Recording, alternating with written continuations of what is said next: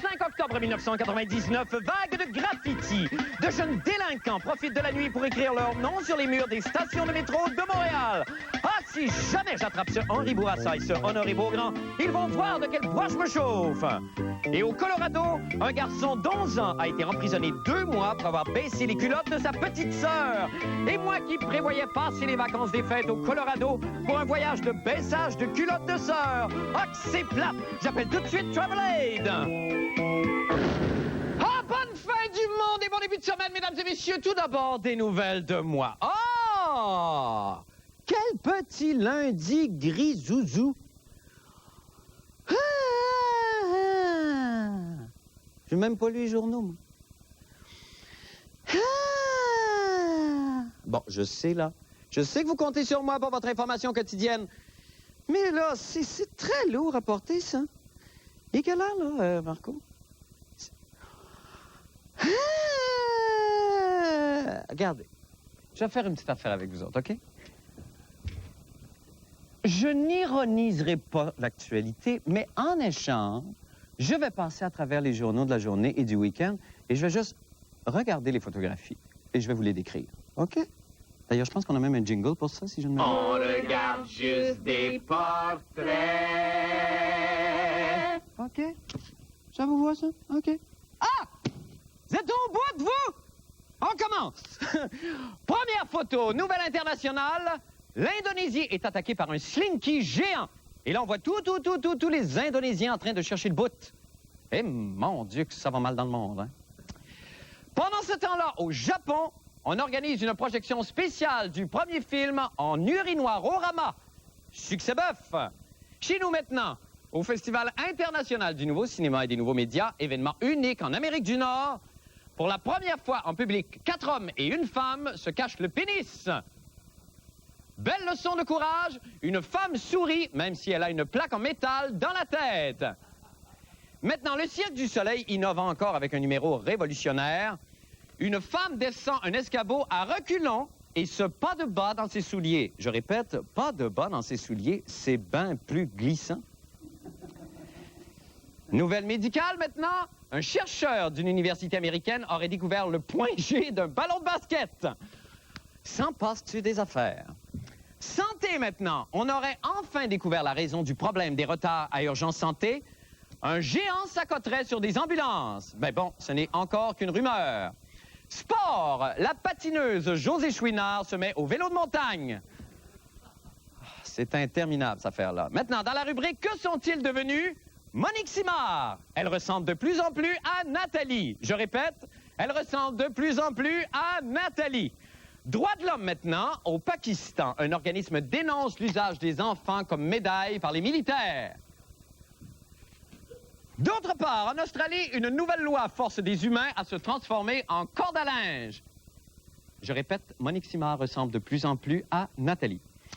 Maintenant, tendance, un menuisier avant-gardiste lance la mode de la toilette au milieu d'un escalier.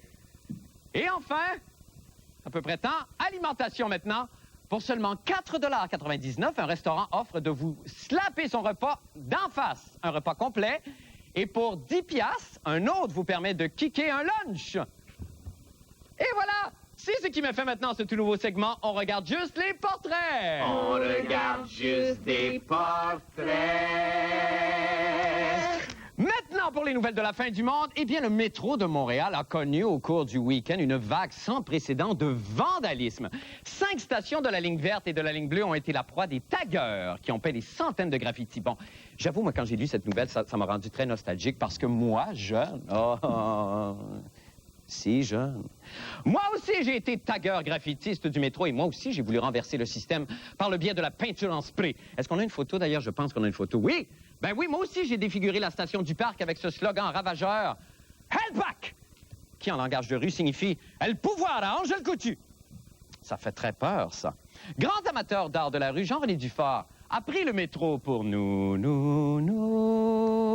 Bonjour, vous voyez ce graffiti? Ben, c'est moi qui ai fait ça. Tout ce graffiti-là, j'ai fait ça en passant dans un trou d'homme cette nuit dans le métro. J'ai fait ça pour passer dans les journaux, passer à la TV, puis vous pouvez l'effacer. Je m'en sac. Mon but est atteint. La personne qui fait des graffitis, elle le fait dans des lieux publics pour se faire reconnaître publiquement. Alors, de voir son graffiti exposé en première page d'un journal ou à la télé, par exemple, ne fait que l'encourager à en faire d'autres. Et ce qui est dommage, c'est qu'en faire d'autres dans des conditions encore plus hasardeuses, plus dangereuses et dans bien des cas, pour aller chercher le sensationnalisme. Voilà donc ce que veulent ces Régent Ducharme de la cacane de peinture et ces Picasso en spray. Faire parler d'eux. Ben ouais, mais qu'est-ce que tu veux? J'ai manqué d'amour dans ma jeunesse, moi, tabarnak. Le métro de Montréal, 700 000 personnes y passent chaque jour. Alors, c'est extrêmement intéressant de voir son œuvre reconnue par autant de personnes en même temps. Alors, c'est ce qui en fait un lieu de prédilection. C'est sûr que c'est pas au Musée d'art contemporain qu'on a cet exposure-là. Il en rentre seulement 415 par jour, puis les lundis, c'est fermé. Tandis que quelques graffitis bien placés dans le métro te donnent le front du Devoir et le front de la presse. Rien qu'à matin, il y avait dans le métro de la Place des Arts 3 caméras télé puis le grand photographe du Devoir, Jacques Nadeau. Normalement, ça prend un quiz de go buffet pour attirer tous ces médias-là. Mais si vraiment le trip, c'est d'avoir son œuvre à la page du Journal de Montréal, de la presse, est-ce qu'on n'est pas présentement aujourd'hui en train de jouer leur jeu? Tout à fait. Et ça, depuis quelques jours, j'arrête pas de le dire aux médias. Je sais que les médias doivent faire de la nouvelle. Bon, ça va. Nous, c'est la première fois qu'on acceptait de parler de la problématique des graffitis lorsque les événements sont arrivés à Place des Arts en se disant, bon, mais on va peut-être essayer d'aller chercher la collaboration des gens. S'ils peuvent, s'ils voient quelqu'un qui fait un graffiti, peut-être qu'ils pourraient nous le rapporter, puis on pourrait arriver plus vite sur place pour prendre action. Mais en attendant d'être stoulés, les graffititeux peuvent aujourd'hui se dire « I love the STCUM ». Ici Jean-René Dufort, dans le métro. Et oui, c'était la grande nouvelle là, ce week-end. Jean-René, bonsoir. Salut, Marc. Bon, effectivement, est-ce que c'est pas là, il se passe rien, j'imagine? Est-ce qu'on est à ce point en manque de nouvelles pour donner de l'importance au graffiti dans le métro de Montréal? Ou est-ce que vraiment ça choque l'opinion publique et c'est devenu un fléau? Bien, ça a choqué l'opinion publique parce que ça a été quand même assez gros. C'est un bon coup. Les graffititeux ont fait un très bon coup parce que le but d'un graffititeux, que ce soit en compétition avec d'autres graffititeux ou seul, c'est de se dépasser soi-même, d'aller foutre sa graffiti, sa signature, à la place la plus fuckée, la plus dangereuse. Et là, on accomplit. Donc, ils ont vraiment été... Écoute, il y en a qui font ça au péril de leur vie. Ils ont eu des élections ce matin en regardant le journal. Ah ben oui, j'imagine. Mais là, alors là, qu'est-ce qu'on fait? On lance un avis de recherche. Et là, si on attrape, par exemple, on parlait de Castro dans les journaux ce matin, qui est comme une vedette de la chose, un tagger vedette, qui lui, c'est vraiment, il s'en va sur les autoroutes. Bon, est-ce que vraiment, si on attrape Castro, par exemple, qu'est-ce qu'on va faire avec Castro? Est-ce qu'on va lui demander de nettoyer? Est-ce qu'on va lui imposer une amende? On peut faire ça parce que les 3 ticus qui sont fait prendre par la police hier à faire des graffitis vont être condamnés à nettoyer leurs graffitis. OK, d'accord. Donc, si Castro est condamné à nettoyer ses graffitis, il va juste avoir plus de job que les autres. Ça va être un peu plus compliqué. Mais il paraît qu'un graffiti en attire un autre. Ça fait que si on attrape Castro, il va en avoir un autre. OK, d'accord. Donc, c'est un problème qu'on est condamné à nettoyer ça. Comment en Europe et à New York, où les murs sont bondés, autant dans le métro de New York, par exemple, je pense avant, comme disait Jacques, avant la flotte de Bombardier qui a un peu renouvelé le stock.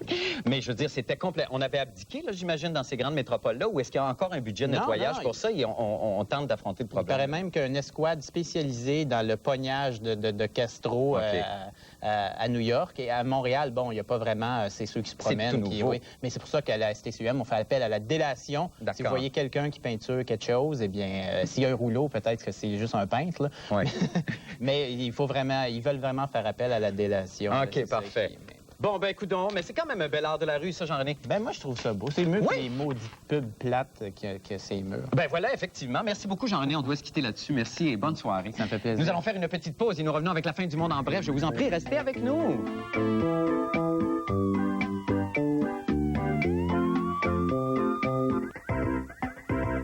La fin du monde en bref maintenant. Un photographe de mode américain a mis aux enchères aujourd'hui sur Internet des ovules de mannequins. Ça, vous savez, c'est très, très facile à reconnaître un ovule de mannequin. Dans un tas d'ovules, par exemple, c'est le seul qui se retourne comme ça. Selon l'organisateur de cette vente, Ron Harris, les prix des œufs de mannequin pourraient atteindre 150 000 $. Alors, je ne sais pas si vous savez, mais en France, une pareille vente serait parfaitement illégale. Cependant, le photographe, M. Ron Harris, a su subtilement détourner la loi française pour parvenir à faire la promotion de sa grande vente d'ovules de mannequins. On a d'ailleurs des images. Good evening. My name is Mr. Thompson. Bonsoir, je suis Monsieur Thompson. Je suis un scientifique et un scientifique. Et aujourd'hui, ils m'ont demandé de parler du pudding tapioca. Je ne sais pas pourquoi. Il a le petite boule et il a le jus, comme l'amour. Et qu'est-ce que vous savez de... Oups, c'est plein de mannequins ici. Si vous voulez acheter le pudding, ou juste les petites boules,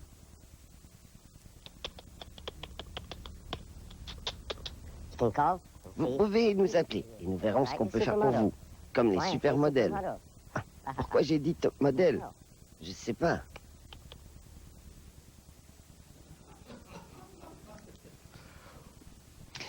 Vous connaissez presque tous maintenant l'histoire du petit Raoul, ce garçon d'11 ans emprisonné pendant 2 mois au Colorado. Pourquoi? Parce qu'une voisine a surpris petit Raoul en train de regarder sa jeune sœur de 5 ans faire pipi. Ce qui me fait penser d'ailleurs, petit Raoul, ça, c'était pas une des séries américaines les plus populaires des années 60? Je pense que oui. Oui. À chaque semaine, petit Raoul regardait sa sœur faire pipi. Oui. Et après, il partait à cheval dans une autre ville, chez une autre de ses sœurs, en criant « Hi-ha, pipi! » C'était bon. Et pourtant, jamais petit Raoul de la télévision n'a été mis en prison, lui. Alors pourquoi aujourd'hui autant de pudibonderie pour un acte aussi innocent? Un excès semblable pourrait-il se passer ici au Québec? Après tout, comme se l'est demandé Isabelle Maréchal, qui n'a jamais joué au docteur?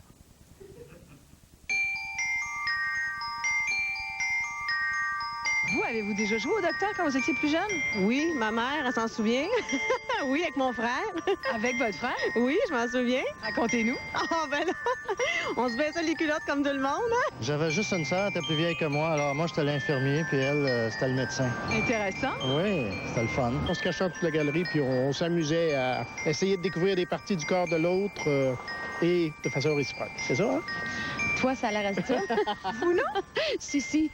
Oui, moi, c'est avec dans ma famille, avec les amis, les petites sœurs.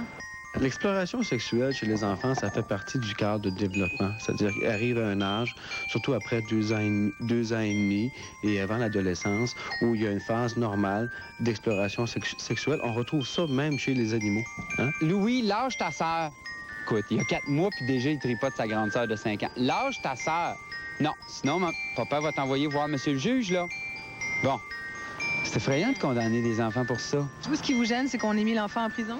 Ben, c'est qu'on a même pensé qu'il pouvait y avoir des intentions assez mauvaises pour qu'on puisse aller en prison pour ça.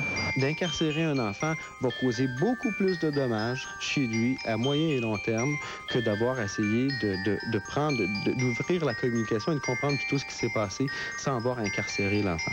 Les mentalités sont encore très porté à la culpabilisation, à la répression dans certains cas, surtout par rapport à la conduite sexuelle, parce que finalement, c'était une conduite qui était très encadrée dans le passé, à l'intérieur d'une relation conjugale avec le stamp de l'Église catholique. Aujourd'hui, c'est beaucoup moins dans cette direction-là. Tous les dimanches, on se retrouvait chez Tante Miérette pour un brunch. Et là, c'est ma cousine Joanne m'a un peu initié. Ouais. Vous en avez retiré du plaisir? Énormément. Ça a été mon premier contact avec les jeux de société. C'est malsain, à votre avis? Pas tout. Et nous sommes de retour avec Isabelle Maréchal. Isabelle, bonsoir. Bonsoir. On a reconnu quelqu'un quand même à la fin, là. Non, pas moi. Isabelle, donc on vous renvoie la question. Est-ce que, malgré nos excès ici, est-ce qu'on pourrait assister à une affaire comme celle-là? Bien, effectivement, si ça nous arrivait ici au Québec, Marc, même si nous sommes une société beaucoup plus tolérante, comme disait le pédopsychiatre, oui, beaucoup plus ouverte, il y a encore des mentalités qui sont longues à changer. Il y a quand même une loi sur les jeunes contrevenants qui fait en sorte que, à moins d'avoir 12 ans, il faut vraiment un minimum de 12 ans d'âge avant qu'on puisse être accusé d'un délit comme celui-là. Donc, le petit garçon à 11 ans ici, on pourrait même pas lui porter de tels gestes parce qu'on considère qu'à 11 ans, on n'est pas encore assez responsable pour faire le l'objet de plaintes comme ça. Alors, qu'est-ce qui est arrivé exactement? Est-ce que c'est le fait que ce soit dans un état très pudibond ou alors qu'il soit tombé, que Raoul soit tombé sur les mauvaises personnes, ou il y avait cette histoire aussi? Oui, il y a quand même quelque chose de louche. Bon, évidemment, on n'est pas au Colorado, on n'est pas là pour suivre l'histoire. Ce qu'on en sait, c'est par bribes dans les journaux. Oui. On sait que c'est un petit garçon qui est né aux États-Unis de parents suisses. Les parents, d'ailleurs, ont fui les États-Unis, mais se promettent de revenir à temps pour le procès du petit garçon qui va bel et bien avoir lieu le 8 novembre, semble-t-il. Donc, il va bel et bien être traité en cours de justice. Épouvantable. En ce moment, il faut dire qu'il a été incarcéré 2 mois dans une institution pour jeunes et depuis une semaine environ, il est dans une famille d'accueil. Mais une chose est sûre, comme nous disait le psychiatre tout à l'heure, il va ressortir de là complètement perturbé. Il doit déjà être assez perturbé. Et quant à sa famille, c'est vrai qu'il y avait, on peut se poser des questions. Les parents, semble-t-il, auraient ouvert, mais sans vraiment l'opérer, un commerce sur Internet, un commerce de pornographie. Mais les parents nient tout, donc ce sera à voir. Semble-t-il qu'ils ont déjà été trouvés coupables. Ils ont même payé une pénalité pour avoir laissé leurs enfants sans surveillance. C'est-à-dire donc le petit garçon de 11 ans et sa demi-sœur de 5 ans sur qui il y aurait eu des attouchements sexuels. Mais lui dit que c'est simplement qu'il voulait l'aider à faire pipi. Enfin, une histoire un peu trouble. Tout ce qu'on sait, c'est qu'ici, tu vois, il y aurait eu quand même la DPJ qui aurait fait une petite enquête. Et tant que la sécurité de l'enfant et surtout sa santé n'est pas en jeu, ça n'aurait pas vraiment fait de quoi fouetter un chat. Ben, tant mieux. Ben, merci beaucoup, Isabelle Maréchal. On a tous fait ça. Ben oui, on a tous fait ça. Mais là, étendez-vous pas là-dessus parce que vous nous en avez parlé toute la journée. Merci, Isabelle. Nous allons faire une petite pause et nous allons au sport tout de suite après. Restez là. Voici maintenant le retour de Paulo des sports. Bonsoir, Paul, et bon début de semaine à vous. Oui, vous avez passé un bon week-end? Un très bon week-end. Excellent. Non, vraiment, Paul, vraiment. Oui, vous avez l'air de vraiment. quelqu'un de très reposé, effectivement. Oui, et j'étais tout oui devant, j'imagine que c'est de ça que vous allez nous parler. Je me fie à la couleur de cette décision qui a été renversée. La couleur Ferrari, bien entendu. Nous allons parler de ce que nous avons surnommé ici la Ferrari, mais passons outre ce jeu de mots facile, ce calembour. Non, pas mais, facile. Enfin, je voulais le rappeler comme ça. Et effectivement, Ferrari, le tribunal d'appel de la Fédération internationale d'automobile a rendu sa décision samedi et sur 2 points techniques dont on vous avait parlé vendredi, c'est-à-dire la façon dont on a mesuré les fameux déflecteurs. On a donné le bénéfice du doute à la Scuderia et les Ferrari ont donc été réinstallés première et deuxième du Grand Prix de Malaisie, avec le résultat que Eddie Irvine, à quelques jours du dernier Grand Prix, celui du Japon, mène par 4 points sur Mika Hakkinen. On n'a pas vu un champion conducteur Ferrari depuis 1979 en Formule 1. C'était Jody Scheckter. L'Italie doit être en liesse. En délire. Et justement, voulant profiter des largesses de la Fédération internationale d'automobile, Ferrari a préparé son nouveau modèle pour la grande rencontre. C'est ça, le dernier Grand Prix du Japon en fin de semaine. Et je vous ai apporté un modèle réduit de la toute nouvelle Ferrari. Mais comment vous êtes-vous procuré ça? Ben, directement des usines. Voulez-vous procéder au dévoilement? Ah, ben mon Dieu, c'est ma grande joie. Ferrari avec déflecteur amélioré, pour pas se gêner. D'accord, alors je retire le... Et voilà! Ah, que c'est voilà la nouvelle Ferrari qui va prendre le départ. Évidemment, les déflecteurs, comme vous l'avez vu, sont peut-être un petit peu plus longs. Mais pourquoi se gêner quand on a la Fédération internationale de son bord? Ah, c'est bon, parce qu'en même temps, c'est très drôle et il y a un éditorial. Un peu. Mais regardez bien le lien que je vais faire avec le hockey. C'est l'anniversaire de Régent Houle qui a 50 ans aujourd'hui. Et comme anniversaire, comme cadeau anniversaire, j'ai voulu lui offrir des produits hors normes Ferrari qui pourraient être utiles pour le Canadien. Ah, vous allez loin, là. Ainsi, vous pensez que c'est un bâton de hockey ordinaire que j'offre à Régent Houle? Oui, Paul. Eh bien non, c'est le bâton hors normes Ferrari. Effectivement, vous pouvez augmenter la surface de la palette. C'est très le bâton fort, en norme Ferrari. C'est très bon. Nous avons également, vous savez, les Canadiens ne comptent pas beaucoup de buts. Non, et ils jouent bien, par contre. Jouent bien, se défend, mais accordent trop de buts. Donc, nous avons le filet hors norme. Ferrari. C'est très drôle, c'est le filet hors norme parce qu'il est comme Ferrari. plus petit. Parce qu'il est beaucoup plus petit. Ben oui, c'est très le fun, ça. C'est moi. Ben oui, c'est très bon. C'est une bonne idée de cadeau, Paul. Pour aider les marqueurs du Canadien, il y a seulement Brian Savage qui marque chez le Canadien. Nous avons également la rondelle hors norme Ferrari. Plus grosse. Plus grosse. Elle permet, avec le bâton hors norme Ferrari, c'est ça, d'augmenter ses chances de marquer.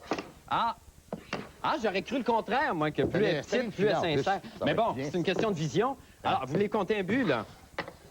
C'est de la grande télévision, ça. Les produits hors normes Ferrari Disponible chez vous bientôt. Ben, merci infiniment, Paul. Ça part fort la semaine. Il y a un éditorial, d'ailleurs. Je sais, il faut le décoder. C'est ça. Demain. Merci beaucoup, Paul. Et bonne soirée à vous. Nous allons faire une petite pause et nous revenons avec une météo toute spéciale. Restez avec nous. Eh bien, cette semaine, à la météo, nous avons des enfants déguisés. La machine, elle marche tout le temps. Alors, on rejoint tout de suite la météorologue amateur du jour, la jeune et jolie Audrey Maréchal-Lauren, la célèbre fille d'Isabelle. Bonsoir, Audrey. Allô? Comment vas-tu? Ça va. Alors, Audrey, si la caméra peut se rapprocher un peu, explique-nous en quoi t'es déguisée, toi, pour l'Halloween.